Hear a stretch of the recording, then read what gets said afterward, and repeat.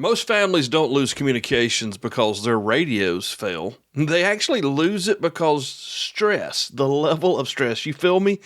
Yeah, it changes how people communicate. And today we're not going to just talk about gear. Matter of fact, we're probably not going to talk about gear at all. We're going to talk about how families can actually communicate, what to do, what not to do, and how to keep it calm and clear when it matters the most. So welcome to the Prep Comms Podcast. I am your host, Caleb Nelson, K4CDN, WRBR 237, and a couple of others that I should put on a pad around here somewhere so I could brag about having all these radio licenses, right? Just kidding. Hey, Merry Christmas. If you're listening to this in July, well, sometimes we do that then too, but it's December, the middle of December 2025. It's cold around here. Record-breaking cold happening this weekend if you're listening to this live or close to, I guess it's not live, but when I released it, thank you for being here, by the way. We're into episode number 7 of our GMRS radio service. And you know the funny thing, I didn't think we'd get to 7 in here. And I don't really know how many more we're going to go, but it's going to be a lot, probably, in all sincerity, maybe twice as many shows about this service than I had anticipated. And if you're already like, hey, I'm done, it's too much, I already know all there is to know about GMRS, congratulations. Come back in a couple of weeks and we'll have some different things to talk about. But until we finish, I want to make sure that every single dad, every single mom, grandparent, aunt, uncle, whomever, that has questions about this type of radio service for their family to keep them safe and connected, I want to get all of those questions answered. So I'm going to leave it to you, the listener, to send me those questions. Now, you can do that in the YouTube comments. It's usually the easiest way. You can email us on the website, prepcoms.com. You can also even leave a voice message on the website as well. So there you go. We're going to stay here as long as you need to stay here, and as long as your questions keep coming, or as long as I find holes in plans, we're going to keep talking about it, okay? There we go. So when stress shows up, now I'm talking to dads because here I am. You know what happens, right? Everybody looks to you. Where's the answers? What are we supposed to do? Why don't we know what to do? Why aren't the flashlights charged up? Why aren't the batteries in the radios working? Where's our tow strap? Or does anybody know where the first aid kit is? Ladies, I'm not discounting your role, okay? But you know as well as I do that you're looking at him when something happens. So we're going to just talk that way. And if there's not a dad in the house, it's not a big deal. Mom, I know you're feeling it. Papa, I know you're carrying the weight, right? So whomever is leading, we're talking this direction, and everyone else can come under the wing of the discussion here. Look, here's the thing. I have found as a talker, as a communicator, as a blabbermouth, whatever you'd want to call me. I don't know what Carla actually calls me when I'm not around, but I found that a couple of different things happen, and if you'll slow down every once in a while in the middle of something big, you'll see it everywhere. Matter of fact, I'll tell you when you can find it every day, almost all day long, is if you have a radio scanner that you can listen to the police or the fire service. You let a fire department receive a call for a car accident, and they're just going en route and responding to the call and whatever. And you let that engine company show up on the call at that car accident, and the car's on fire, and they can see someone trapped. Listen to their voice. It changes. Or maybe they go out on just a regular alarm, like a fire alarm, smoke alarm, and they're just kind of dollying down the road, and they pull up on scene and they've got smoke showing. Their voice is going to change. They're going to talk faster. They're going to say a lot more words than they probably would if they weren't talking fast. They may repeat themselves. They may step on each other, the traffic, the dispatcher, back to the engine company, and vice versa. It happens. It's normal. We do our best to not do it. But ladies and gentlemen, we all know when stress shows up, we're going to speak faster. We're going to just stumble over ourselves. We're going to stutter. We're going to interrupt each other. We know it. And it's normal. It's human nature. But radios don't really work well when you're doing that. You may have noticed that your cell phone doesn't do great like that when you're on speakerphone especially. So that's how we can kind of quantify this. We're talking about stress, radio communications, family preparedness. It's not going to be caused, these problems we're going to talk about today are not going to be caused by equipment failures. They're going to be caused by human nature, human behavior under pressure. Got it? Okay, the first thing we got to talk about, and kids are notorious for this anyway without stress, but when you add stress to a child's environment, it gets even more magnified, right? So kids talk too fast, especially on the radio, because they're not really used to having to press the push to talk button before they begin speaking. Because a cell phone, you don't have to press a push to talk. And in conversation back and forth, they don't have to pause. So more than likely, your kids are going to start talking before the button gets pressed, and they're going to cut a couple of the first words off. And usually that's the most important thing that they're trying to convey is what they're saying first. So that's number one. Number two is you'll find that we over-explain. And I am guilty of this. I am guilty of this as a 30-year veteran of the emergency services. I'm guilty of this as a 26-year husband. I'm guilty of this as a 22-year dad. I'm guilty of this as an almost 52-year-old son. Sometimes, especially in a stressful situation, we say too much. We just use too many words.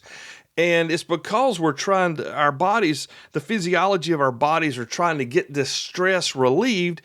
And since our mouth is the most optimal way to get words out of our body, the only way, but I mean, it's how we're trying to convey this situation to someone else. And we just use too many words. Now, the thing that you have to know about radios, if you're not a radio user, they're not like telephones. They don't work, where two people can talk at the same time. It's one at a time in what we're talking about here. And that's how it works. So you have to really, really slow down and not use so many words. And number three, one of the things that you find, and again, you can find this in the professional services, you can find this at Carowinds or Six Flags or whatever place you guys go as a family, the campground, and people have radios. Everybody's going to try to talk at one time, most especially in a stressful situation. So here's the thing. We're going to have to train our families to do the best they can, but we can't just hand them the stuff and expect them to know something just to know it. Because here I'm telling you, 52 years old, 30 years in the service, and I still talk too fast sometimes. I still try to convey too much or give too much information at one time. And that's fine if you're like Mr. Super Professional and you've never done that before. Congratulations. We'll send you a cookie. But I bet 99.44% of you have used too many words, you've talked too fast, and you've accidentally talked over someone, whether in person or on the radio. So here's the thing, my squeaky chair, by the way. Here's the thing that you can express to and help your family begin to understand. So like you have to call someone on the radio, all right? You press the button, you call whomever, you take a breath, and then you convey your message, and then you need a word, especially in a stressful situation, that lets the other person know that you're finished speaking and you're getting ready to disengage the push to talk. That sounds complicated, right? Here's an example. Hey, Mom, this is Dad. Hey, the kids are at home. Everybody's good. Over. Now, I'm just going to be straight with you. We don't really talk like that on our radios, but most of my family, all of my kids have had radios like since they were born. So they're used to it. I'm used to you can kind of assume what's being said or what's getting ready to not be said. And you know this, you may not need to say over at the end of your transmissions. The one that gets me is 4ID. And then they give a call sign. That's on ham radio. And a lot of times I've been hearing it on GMRS and it just drives me crazy. You don't have to tell me that you're giving your identification. You just gave it to me with your call sign. Sorry, off topic. But the thing here is in regards to the pattern that your family uses in communications, you want to make sure it's short, it's calm, and it's complete. And then you can move on to the next transmission back or forth. The best way I've found is because I've got one boy that talks 1,000,000 miles an hour. is to ask him to take a breath between every statement. It's like, hey, Dad, breath. I'm going to go over here and get on the four-wheeler, breath. Is that okay with you? Breath. So I don't know how you best would explain it to your kids, your wife, your husband, your in-laws. I don't know. You know them better than I do. This is just a suggestion. Now, another section here we have to think about is the roles on the radio. Like, not that dad is always in charge or mom tells everybody what to do. Or that's not what I'm talking about. These are more like rules than they are roles. And these rules are like this. One person talks at a time while the others listen. One talker, everyone else listens. And then when the talker gets finished, he becomes a listener. She becomes a listener. Guys, I understand this is like kindergarten for the vast majority of you, but I also know there are a lot of fine people out there who are looking to learn more about this means of communications for their family, and I want to help them. That's what I'm here for, is to help them. So bear with me. I get it. And if you need to tune out, totally get it. Thank you for being here. I'll be back next time. But you who don't know, we're here for you, okay? The easy rule is this. Don't talk fast. Don't talk over someone. Don't say too many words. And let one person talk at a time, okay? Because it's just like an argument. Compare it to an argument. If everybody's saying something at the same time, the argument just gets louder and worse because nobody knows what the other person's saying. Well, this is kind of the same thing.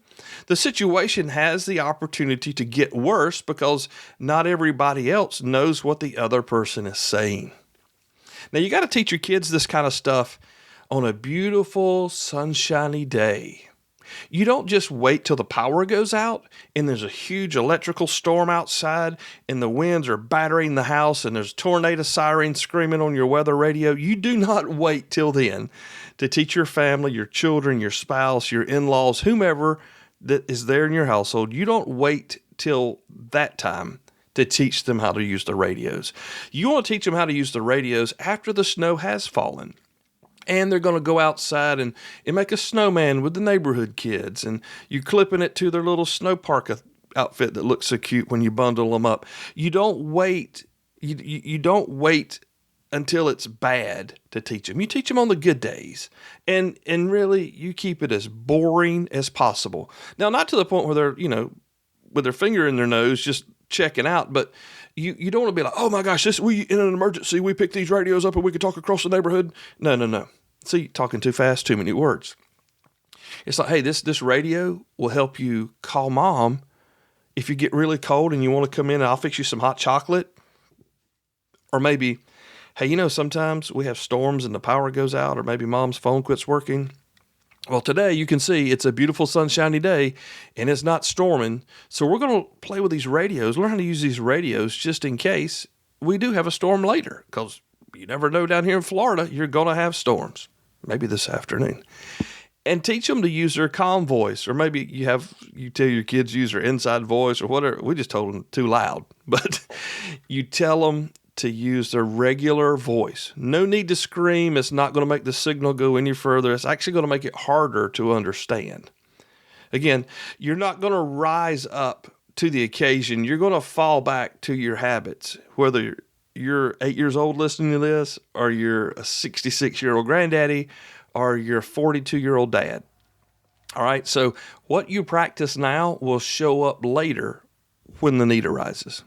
Okay? Before we go, if you're listening to this and you're realizing that your family doesn't actually have a communications plan, now you've got radios, but you don't have a real plan, I'm now offering a paid 90-minute family communications session.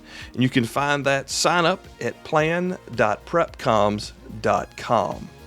It's a great time to get a plan. Okay, so the next episode, we're going to build out on what we've talked about today, and that's about checking in with your family, how to build some simple radio routines like who checks in first, how often, and what happens if everything gets real quiet. Guys, I'm going to go. Hope you have a great day. Thank you so much for your time here. Don't forget you can check us out online at prepcoms.com, and until next time, Merry Christmas, 73. God bless you.